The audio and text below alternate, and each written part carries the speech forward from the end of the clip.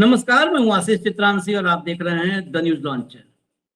एक बहुत महत्वपूर्ण खबर जिसको 24 घंटे के इंतजार के बाद और उस खबर के भीतर तक कई पहलुओं को समझने के बाद हम आप तक लेकर आ रहे हैं। बुधवार को ही एक लाइन से कई जगहों पर हेडलाइन लगी अमेरिका से आई एक खबर को लेकर, और हेडलाइन ये थी कि अमेरिका भारत को बड़ा झटका देने की तैयारी में। बड़ा झटका यानी 10 से 12.5% का एडिशनल टैरिफ, एक्स्ट्रा टैरिफ। जो नॉर्मल टैरिफ है उसमें यह भी जुड़ जाएगा 10 से 12.5%। ये खबर तब आती है, और ये खबर नहीं थी, ये बकायदा नाम के साथ डिटेल्ड से जो है धारा 301 जो वहां पर है, सेक्शन 301, उसके तहत भारत का नाम और भारत के साथ कई और देशों का नाम है। लेकिन हम भारत के बारे में चर्चा करेंगे, हमें कौन मतलब है कंबोडिया और थाईलैंड में क्या हो रहा है। भारत हमारे लिए महत्वपूर्ण है, तो हम भारत के संदर्भ में खबर को देखेंगे। तो हेडलाइन लगी कि 10 से 12.5% एडिशनल टैरिफ अमेरिका लगाने जा रहा है। सूची तैयार हो गई है, पूरी सूची ऑफिशियली आ गई, अनऑफिशियल कोई बात नहीं, ऑफिशियली पूरी सूची आ गई। अब कल जब ये सूची आई, हेडलाइन लगी, तभी हम एक कार्यक्रम करना चाह रहे थे, लेकिन 24 घंटे इसमें थोड़ा समझने में, लोगों से बातचीत करने में और खुद समझने में लगाया हम कि आखिर ये 12.5% टैरिफ हम पर क्यों थोपा जा रहा है, इसकी वजह क्या है। जो फौरी तौर पर वजह आपको दिखती है, जो धारा 301 है अमेरिका की, वो फौरी तौर पर अमेरिका को एक अधिकार देती है, एक ऐसा अधिकार जो दुनिया के किसी भी देश के बारे में ये जांच कर सकती है। अमेरिका अमेरिका की जो है एजेंसी ये जांच कर सकती है कि उस देश में जो व्यापार, निर्यात, आयात हो रहा है, उसमें किसी भी तरह का कुछ अनैतिक या जबरन मजदूरी जैसा तो कुछ शामिल नहीं है। मैं मोटा मोटा बता रहा हूं, वो तकनीकी शब्द का इस्तेमाल नहीं कर रहा। कहीं ऐसा कुछ तो नहीं शामिल है। भारत को उस सूची में उसने डाल दिया कि भारत अपने आयातों में जबरन मजदूरी से बनाए गए वस्तुओं पर प्रतिबंध लगाने में नाकाम रहा है। यानी जबरन मजदूरी वाली चीजों का आयात करना ये भारतीय व्यापार का हिस्सा है, इसलिए भारत पर भी ये 12.5% टैरिफ ठोका जाएगा। ये तब हुआ जब पिछले 3 दिनों में भारत और अमेरिका जो ट्रेड डील है, उस ट्रेड डील के बिल्कुल मुहाने पर खड़े थे। ट्रेड डील के बिल्कुल मुहाने पर। और ये भारत की तरफ से भी खबर आई थी कि अगले 24 से 48 घंटे में, 2 दिन के भीतर ट्रेड डील पर दस्तखत हो जाएंगे। उसी ट्रेड डील पर जो 18% भारत पर टैरिफ वाली ट्रेड डील थी। अब 18% टैरिफ और 0% अमेरिका, भाव को जान लिया, ये भाव को लिया, ये बड़ा महत्वपूर्ण विषय है।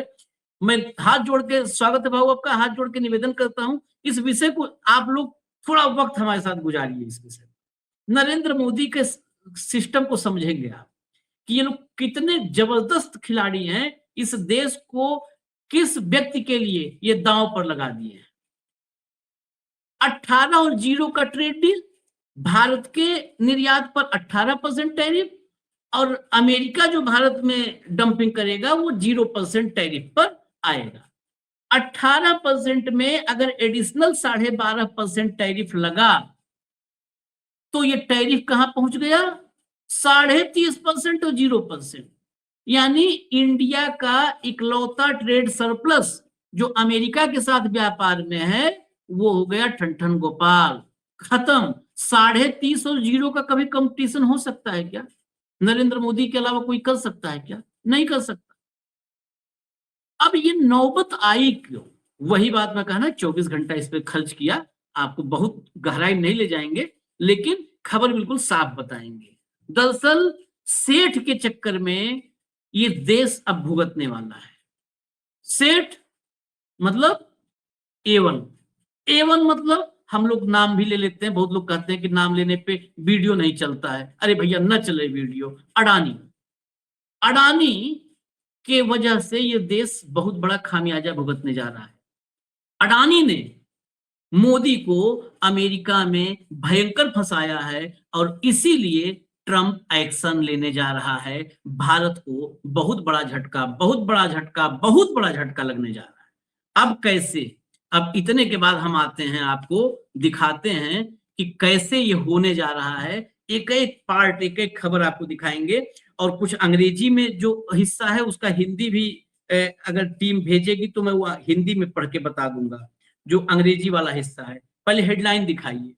देखिए पहली हेडलाइन आप देखिए, भारत को तगड़ा झटका देंगे ट्रंप, फिर लगाएंगे टैरिफ, लिस्ट में चीन बांग्लादेश का भी नाम, पाकिस्तान को छूट। ठीक है, आगे चलिए। ये आप मत देखिए चीन बांग्लादेश किसका नाम है, बस आप खबर देखिए भारत के साथ क्या हो रहा है। एक तरफ बातचीत और दूसरी तरफ टैरिफ बढ़ाने की तैयारी। भारत के साथ कैसा गेम खेल रहा अमेरिका। अब ये कैसा गेम है वही तो हम समझेंगे। आगे चलिए। ट्रंप का नया पैंतरा, भारत समेत 60 देशों पर नए टैरिफ की मार, लग सकता है 12.5% एक्स्ट्रा टैरिफ। आगे चलिए। भारत से दगाबाजी पर उतर आया अमेरिका, एक तरफ ट्रेड डील, उधर चुपके से ले आया और टैरिफ लगाने वाला प्रस्ताव।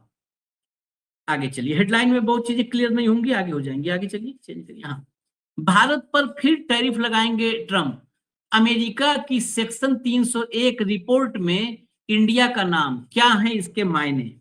और आगे चलिए। भारत समेत 60 देशों पर नए टैरिफ की तैयारी में अमेरिका, जानिए क्या वजह बताइए। आगे चलिए। अब ये जो आप देख रहे हैं स्क्रीन पर, उस हेडलाइन के बाद क्लियरिटी आ जाएगी अभी 1 से 1.5 मिनट के अंदर। ये हेडलाइन जो आप देख रहे हैं, ये ऑफिशियली जो अमेरिका की तरफ से उस जांच का निष्कर्ष जारी किया गया है, सेक्शन 301 की जो रिपोर्ट है, उस रिपोर्ट का हिस्सा आपके स्क्रीन पर है अंग्रेजी में। मैं इसका हिंदी में बता रहा हूं। 23 नंबर पर हांगकांग चीन का नाम लिखा है और आगे लिखा क्या है, जांच के निष्कर्ष खंड 3A.7 और 3B.7 में यूएसटीआर ने पाया कि हांगकांग चीन जबरन श्रम आयात प्रतिबंध लगाने और उसे प्रभावी ढंग से लागू करने में विफल रहा। खंड 4 में हमने पाया कि जबरन श्रम आयात प्रतिबंध लगाने और उसे प्रभावी ढंग से लागू करने में यह विफलता अनुचित है। खंड 5 में हमने पाया कि जबरन श्रम आयात प्रतिबंध लगाने और उसे प्रभावी ढंग से लागू करने में विफलता अमेरिकी वाणिज्य पर बोझ डालती है या उसे प्रतिबंधित करती है। उपरोक्त कारणों से इस जांच के परिणाम संकेत देते हैं कि जबरन श्रम आयात प्रतिबंध लगाने और उसे प्रभावी ढंग से लागू करने में विफलता से संबंधित हांगकांग चीन के कृत्य, नीतियां और प्रथाएं अनुचित हैं, अमेरिकी वाणिज्य पर बोझ डालती हैं या उसे प्रतिबंधित करती हैं। इस वजह से टैरिफ लगेगा। अब भारत वाला देखिए आप, भारत जांच के निष्कर्ष खंड 3A.7 और खंड जो है 3B.7 में यूएसटीआर ने पाया कि भारत जबरन श्रम आयात प्रतिबंध लगाने और उसे प्रभावी ढंग से लागू करने में विफल रहा है। खंड 4 में हमने पाया कि जबरन श्रम आयात प्रतिबंध लगाने और उसे प्रभावी ढंग से लागू करने में यह विफलता अनुचित है। और खंड 5 में हमने पाया कि जबरन श्रम आयात प्रतिबंध लगाने और उसे प्रभावी ढंग से लागू करने में विफलता अमेरिकी वाणिज्य पर बोझ डालती है या उसे प्रतिबंधित करती है। उपरोक्त कारणों से इस जांच के परिणाम संकेत देते हैं कि जबरन श्रम आयात प्रतिबंध लगाने और उसे प्रभावी ढंग से लागू करने में विफलता से संबंधित भारत के कृत्य, नीतियां और प्रथाएं अनुचित हैं और अमेरिकी वाणिज्य पर बोझ डालती हैं, उसे प्रतिबंधित करती हैं। बस अब हमको भारत से मतलब था, हम भारत पे आ गए। इसका कहना है कि जबरन जो श्रम है, उस जबरन श्रम पर के जरिए जो उत्पाद हैं उनके आयात पर प्रतिबंध भारत नहीं लगा पाया है, इसलिए 12.5% एडिशनल। अब बड़ा सवाल यह है कि जबरन श्रम से बनाए जाने वाली चीजें या जबरन श्रम के जरिए जो उत्पाद है उसका आयात भारत में कर कौन रहा है? जिम्मेदार तो ही होगा ना। अगर कोई भी चीज की जो आदमी मेलोडी टॉफी खरीदेगा जो देश, उस पर हम टैरिफ लगा देंगे, तो मेलोडी कौन खरीद रहा है? अगर मोदी ने खरीदा तो मोदी जिम्मेदार हुए, हम लोग खरीदे तो हम जिम्मेदार हुए, देश पर हमने बोझ बढ़ा दिया। अब जरा अगला लाइए, एक हिस्सा है अंदर की खबर का, वो लाइए। अंदर की खबर का हिस्सा, इसमें और क्लियरिटी हो जाएगी ताकि किसी को डाउट न रह जाए जहां तक हम जा रहे हैं वहां जाने में। Think tank global trade research initiative GTRI के अनुसार इस जांच का मुख्य केंद्र वे उत्पाद हैं जिनमें चीन से आयातित कच्चे माल का उपयोग किया जाता है। अभी तक तो था कि जबरन श्रम, लेकिन केंद्र में कौन है? चीन। ये मतलब चीन से आयात। ये सबसे बड़ा जो पार्ट है वो ये है राशि जी, मोस्ट इंपॉर्टेंट पार्ट है। हाँ, सीक्वेंस में हम गए वहां तक कि अब भाई ठीक है, ले रहे हैं, कहां से ले रहे हैं? मंगल से ना। ये जांच में वो शामिल है जिनमें चीन से आयातित कच्चे माल का उपयोग किया जाता है। इनमें, अब आगे सुनिए और क्लियरिटी, इनमें सोलर पैनल सबसे आगे है। आगे और साफ कर दिया, इनमें सोलर पैनल सबसे आगे है। भारत के सोलर निर्यात में अक्सर चीन से आने वाले पॉलीसिलिकॉन या सोलर सेल का उपयोग होता है, जो सिंजियांग क्षेत्र में जबरन श्रम के आरोपों से घिरे हैं। इसके अलावा इलेक्ट्रॉनिक्स और कपड़ों को भी लिस्ट में रखा गया है। भारतीय इलेक्ट्रॉनिक्स और कपड़ा उद्योग भी चीनी घटकों और धागों पर निर्भर है। यदि इनकी सप्लाई चेन में श्रम उल्लंघन पाया जाता है तो भारतीय निर्यातकों की मुश्किलें बढ़ सकती हैं। सबसे ऊपर, नीचे तो सब अटैची था, स्टेपनी था, ऊपर आपने देख लिया सोलर, और यही सबसे आगे है। अब इसके आगे मैं कुछ दिखाऊंगा, फिर भाव के पास चलूंगा, क्योंकि सीक्वेंस पूरा हो जाए, खबर क्लियर हो जाए। अब लाइए, ये सोलर का आयात कौन करता है? ये सोलर के लिए कच्चा माल, पक्का माल, अर्ध पक्का माल कौन मंगा रहा है? पहले तो परिचय हो जाए। अडानी सोलर भारत की सबसे बड़ी वर्टिकली इंटीग्रेटेड सौर सेल और मॉड्यूल निर्माता कंपनी है। भारत की सबसे बड़ी कंपनी अडानी सोलर है, जो 2026 तक अपनी क्षमता को 4 गीगावाट से बढ़ाकर 10 गीगावाट करने की योजना बना रही है, ताकि चीन पर निर्भरता कम हो सके। लाइन पढ़ दिएगा, चीन पर निर्भरता कम हो सके। हालांकि मुंद्रा में उत्पादन के लिए अडानी चीनी आपूर्ति श्रृंखला और तकनीकी विशेषज्ञों पर निर्भर हैं। यहां पर भी अभी क्लियर नहीं हुआ होगा, और आगे चलिए, अगला लाइए, यहीं पर सब क्लियर हो जाएगा। फाइनल एक एक कड़ी, अगला लाइए। अब भाव देखिए, इसके बाद सीधा आपके हवाले। अडानी समूह की सौर ऊर्जा योजनाएं, विशेष रूप से अडानी ग्रीन एनर्जी, भाव बस एक मिनट, विशेष रूप से अडानी ग्रीन एनर्जी और अडानी सोलर, वहां पर सिर्फ सोलर की बात थी, दोनों ग्रीन एनर्जी और सोलर भारत को नेट जीरो कार्बन लक्ष्यों की ओर ले जाने में महत्वपूर्ण भूमिका निभा रही हैं। अभी तारीफ सुन लीजिए। लेकिन यह सच है कि वे अपने सोलर मॉड्यूल उत्पादन के लिए अभी भी बड़े पैमाने पर चीन से आयातित कच्चे माल और उपकरणों पर निर्भर हैं। बिल्कुल साफ हाईलाइटेड है, बड़े पैमाने पर चीन से आयातित कच्चे माल और उपकरणों पर निर्भर हैं। इसी आयात के लिए हमको 12.5% टैरिफ भुगतना पड़ेगा। अब देखिए, चीन पर निर्भरता के मुख्य कारण, चीन वैश्विक सौर आपूर्ति श्रृंखला के 75 से 95% हिस्से को नियंत्रित करता है, जिसमें 91% पॉलीसिलिकॉन और 97% वेफर्स शामिल है। अडानी की मुंद्रा, जो गुजरात में फैक्ट्री है, सोलर पैनल बनाने के लिए जो मशीनरी और उपकरण जैसे कि इनगॉट और वेफर बनाने वाली मशीनें इस्तेमाल होते हैं, वे ज्यादातर चीन से आते हैं। अब तकनीकी जनशक्ति देखिए, जून 24 की रिपोर्ट के मुताबिक अडानी सोलर ने अपनी सौर ऊर्जा उत्पादन इकाइयों में तकनीकी सहायता के लिए चीनी इंजीनियरों के लिए वीजा की मांग की थी, जो चीनी विक्रेताओं के साथ काम करते हैं। और आगे देख लीजिए, आयात में वृद्धि। सरकारी प्रयासों के बावजूद 2024-25 में चीन से आने वाले सोलर सेल्स की संख्या में पिछले साल की तुलना में 2 गुना से भी ज्यादा वृद्धि देखी गई है। भाऊ, डबल, मतलब हम कह रहे हैं चीन से घटाना है, अडानी चीन से डबल आयात कर रहे हैं, डबल मंगा रहे हैं। अब कौन जिम्मेदार है? अब आप बताइए कौन जिम्मेदार? हम तो जितना समझ पाए समझाए। ये तो बात आपने कही। अडानी एक्सपोर्ट क्या करता है अमेरिका को? हाँ, सोलर पैनल करता है, विंड एनर्जी के इक्विपमेंट करता है, स्पेयर पार्ट्स करता है, इडेबल ऑयल करता है, सोयाबीन ऑयल करता है, फूड प्रोडक्ट्स करता है, सीधी सीधी, ये मैं दर्शकों को भी बोलता हूं, कोई इसमें हम रिसर्च कर रहे हैं, आप भी कर सकते हैं। सीधा पूछिए कि अमेरिका को क्या क्या अडानी बेचता है, वो सारे प्रोडक्ट की लिस्ट आ जाएगी आपके पास जो मैंने अभी बताई। मुंद्रा में इनका सोलर एनर्जी प्रोडक्ट प्लांट है जो सोलर के पैनल बनाता है, वहां बहुत सारा चीन का माल आता है और वही माल वहां भेजता है। फिर मैंने उसमें रिसर्च किया कि अडानी चाइना से लेता क्या क्या है।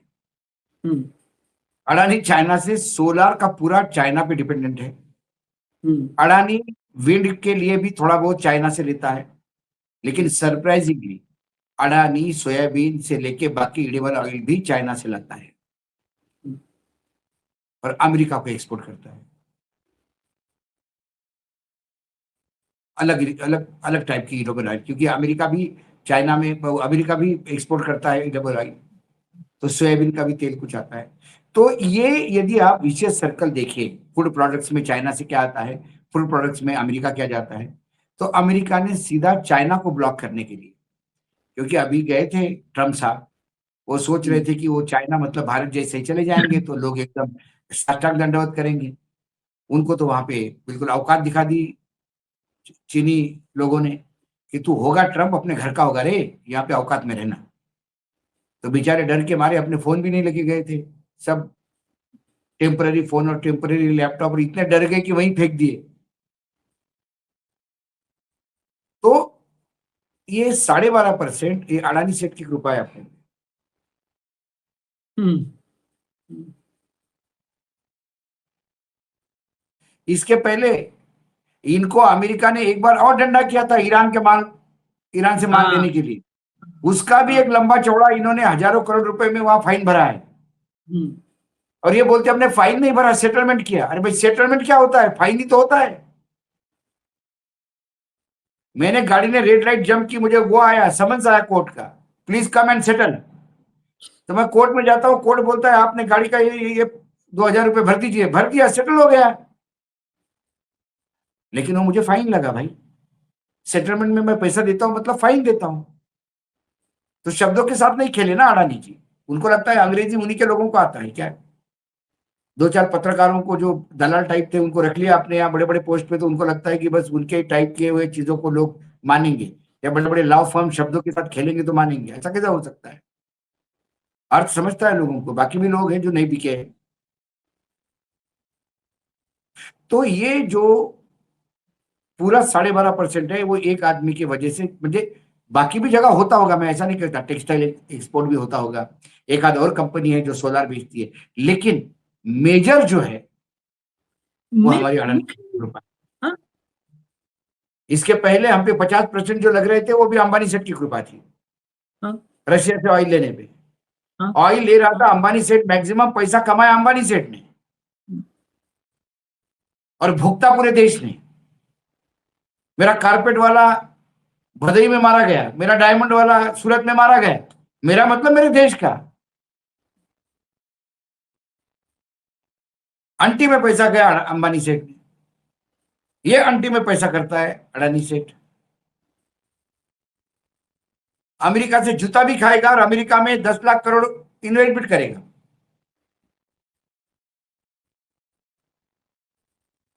या 1 लाख करोड़ जो भी उसने एग्रीमेंट में एक है वहां लाख पे, एक हाँ, लाख एक करोड़ लाख हाँ।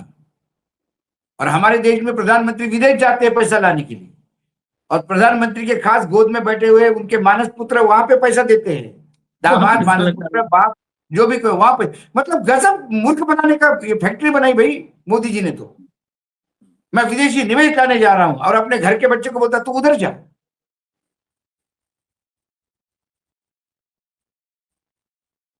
खुद इंपोर्टेड चश्मा पहनेंगे और लोगों को बोलेंगे स्वदेशी बनो स्वदेशी बनो। ये किसको बता रहे हो यार। लेकिन अभी देश को और भुगतना होगा। पूरा ट्रेड वॉर हम कभी पुरी की वजह से, कभी मोदी जी की वजह से, तो कभी अडानी की वजह से, कि अडानी जी को वहां कोर्ट से रिलीफ मिलना चाहिए करके जो अमेरिका बोले वो कर रहे थे।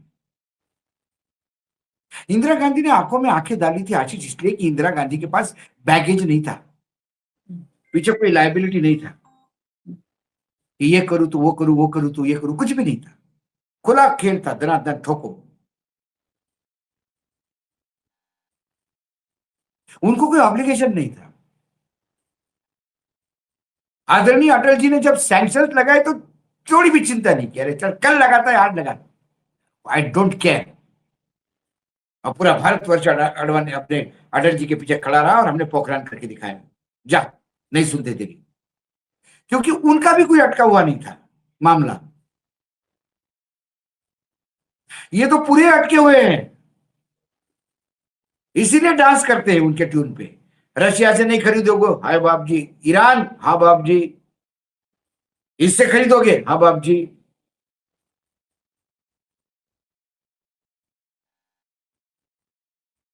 मैंने कई सरकारें देखी, लेकिन ऐसा उद्योगपति के प्रति प्रेम, मतलब मार्केटिंग मैनेजर बन के आप काम कर रहे हो यार किसी का, हद हो गई। पूरा देश बेच डाला आपने उनके तिजोरी भरने में, कोई किसी को चिंता नहीं। नहीं, अब 12.5% का मतलब भारत के, ये मतलब बहुत आम आदमी को लगेगा कि 12.5% टैरिफ क्या लेना देना। ये 12.5% भारत की इकोनॉमी जो वैसे ही डूबने के कगार पर है, वैसे ही डूबने के कगार पर है, उस इकोनॉमी का क्या हश्र होगा आप कल्पना कीजिए।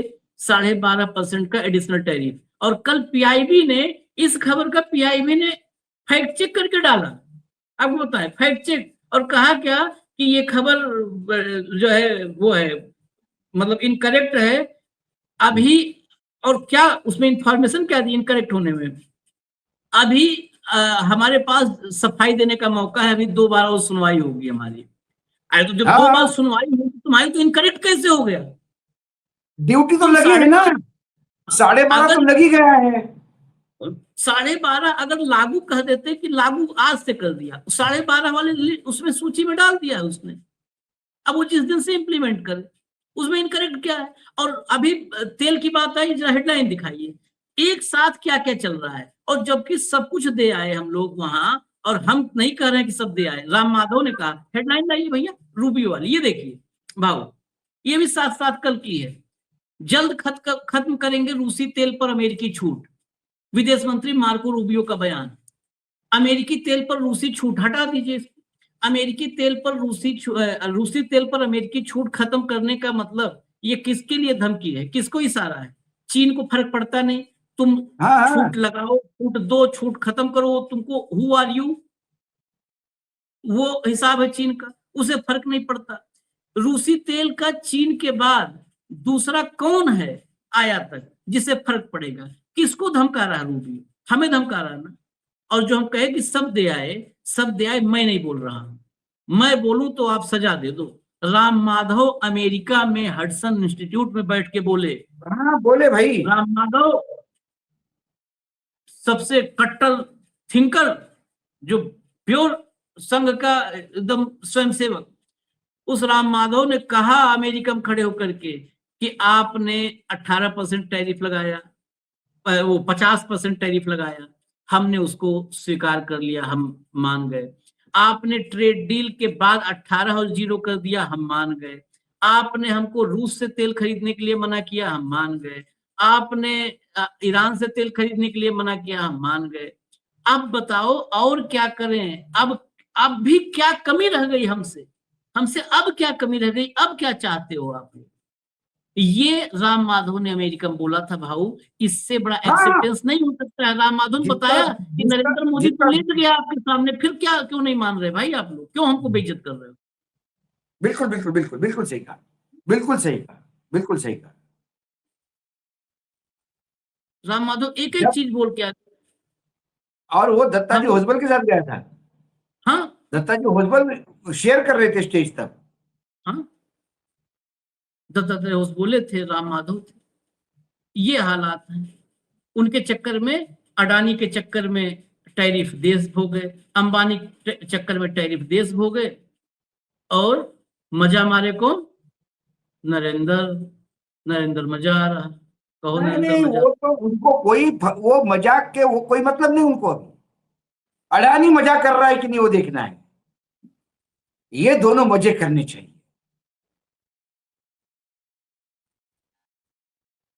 चलिए मजा करें।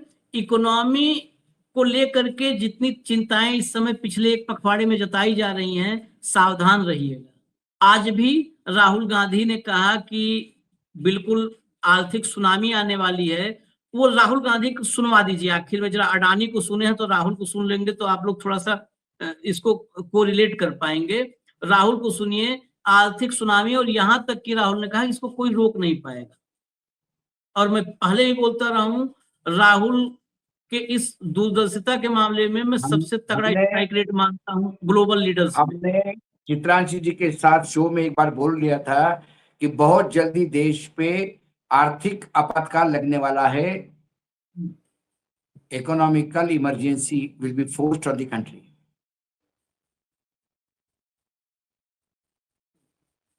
आर्थिक सुनामी आ रही है, भयंकर आर्थिक सुनामी अब आ रही है। उसका कारण है कि हिंदुस्तान का जो प्रोटेक्शन का सिस्टम था, जो इंटरनेशनल इकोनॉमी से एक प्रकार से शॉक अब्जॉर्बर था, उसको बीजेपी ने हटा दिया है। तो एक तरफ से भयंकर आर्थिक सुनामी आ रही है, प्राइसेस बढ़ रही हैं, और ये अभी शुरुआत देखी आपने। ऐसी इकोनॉमिक क्राइसिस आएगी हिंदुस्तान में जो आपने अपने लाइफ में नहीं देखी होगी। ये हो रहा है, इसको अब कोई रोक नहीं सकता है। दूसरी तरफ क्या हो रहा है, हिंदुस्तान के अंदर, सिस्टम के अंदर इंस्टीट्यूशनल रिवोल्ट हो रहा है। तो आप सोचती हैं कि इलेक्शन कमीशन फुली कंट्रोल्ड है। वो 3 साल पहले फुली कंट्रोल्ड है।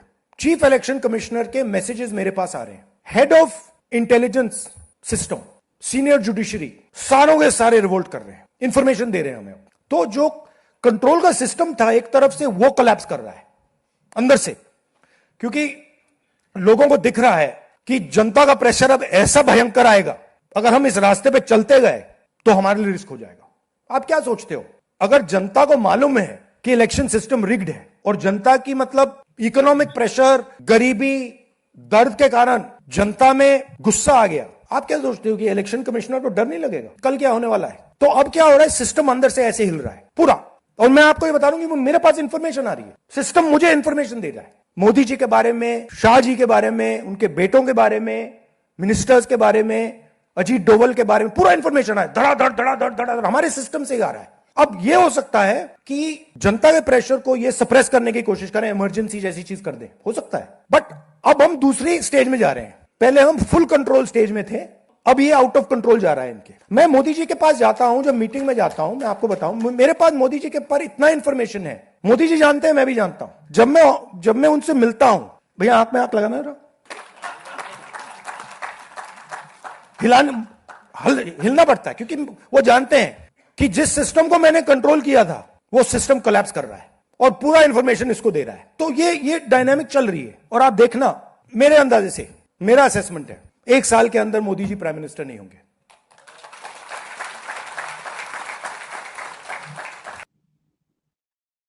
बहुत धमाकेदार है भाऊ, 1 साल में जाने। और इंफॉर्मेशन भी, ये मतलब बहुत लोग कहेंगे कि राहुल ऐसे ही उल बक्का, आज तक तो राहुल ने, हम जब से देख रहे हैं, राहुल गांधी है आशीष जी, राहुल गांधी के तुलना में आप और हम तो बहुत नीचे हैं। जब ढेरों इंफॉर्मेशन हमारे पास सुबह से शाम तक इसी सिस्टम से आ रहा है, तो इससे ज्यादा तो उनके पास जा रहा होगा, समझ लीजिए आप। हाँ, सही बात। हमारे पास, सही बात, हमारे पास इतना आ जाता है, तो ये हालत है। और इस हालत में भी अडानी बेधड़क धड़ल्ले से अपने कारोबार को अपने तरीके से जारी रखे हुए हैं। और देश जिस दिन इमरजेंसी लग जाएगी, वित्तीय इमरजेंसी, उस दिन अडानी जी के लिए तो दरबार खुले रहेंगे। फिर तो सब कुछ उनका है। सब ले लेगा, सही बात। चलिए, थोड़ा सा टिपिकल मसला था, क्योंकि कहां से कहां तक चीजों को जोड़ना था तार को, तो कोशिश हम लोगों ने किया है कि सब चीजें क्लियर हो जाएं। बाकी कुछ और होगा तो क्लियर आगे और करेंगे। इजाजत दीजिए हमें। धन्यवाद भाऊ, बहुत बहुत धन्यवाद, नमस्कार।